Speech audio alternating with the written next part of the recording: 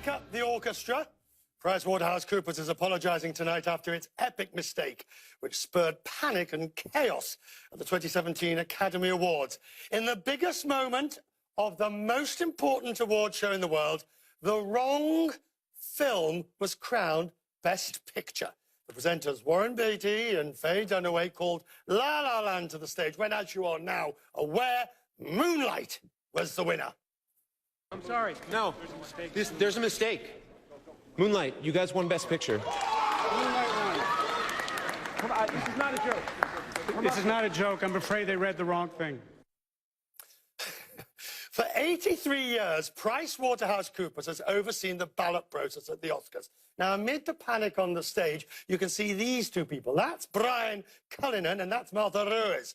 They're partners at PwC, and their year-round job is to handle the Oscar ballot, and they are very proud of the way they've done it so far. There are two suitcases involved, two briefcases, one on one side of the stage, ready just in case anybody decides to come on from that side, and the other on the other side of the stage.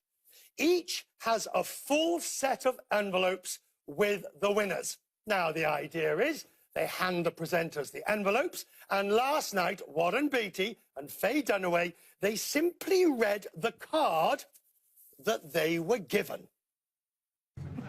And the Academy Award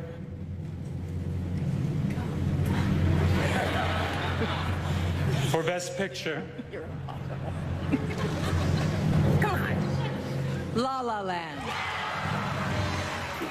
So what happened? Well, here's probably, we don't know, but this is a good guess of how the mistake happened.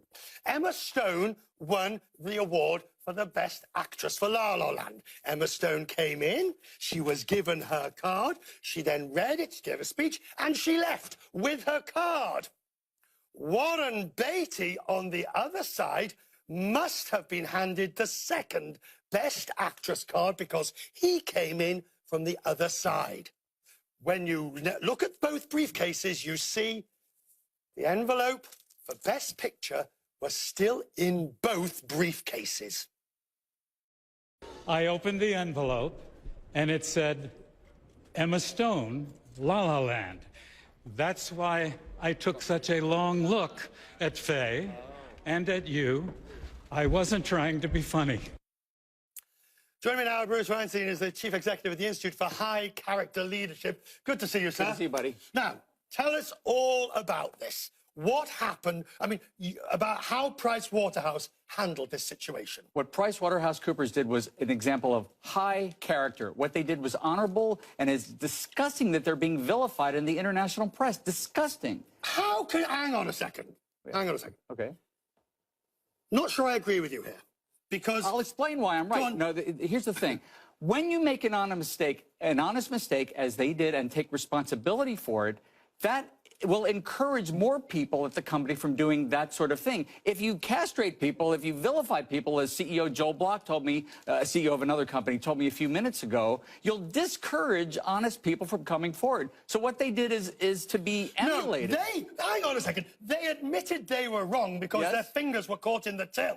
Well, but look at what you showed. You see, you showed a red envelope with very clearly demarcated letters here. But if you look at the envelope that Warren Beatty and Faye Dunaway had, it was very difficult to read this, and it is not their fault. They're being vilified. No, it is their fault. The question is, of course, how they handle it. No, it's not their fault. They were given this... No, not Warren Beatty. I'm talking about PricewaterhouseCoopers. Well, yes, they made a mistake, but the thing is they took responsibility for it. And you know what? They had no choice to. No. Several years ago on this network, Tony Hayward, the head of BP, blamed the Deepwater Horizon and failed to take responsibility for his company's mistakes. And there was this international cry, as you recall in your show, when it was made clear that he should take responsibility for it. He did the wrong thing at the time. He owned it later. All right. So that's all right. So your argument is basically give them credit because they've admitted they screwed up. That is a big thing in corporate America and international corporations to take responsibility at the highest Isn't level. that the starting point, that when you do something wrong... How many companies Isn't that do the that? starting point? When you do something wrong, you admit it. But how often does that happen? And again, on this network, a major CEO pushed the blame onto other people. They should be honored. They should be exalted for what they did. Now, you're an ethics expert Yes. in this sense.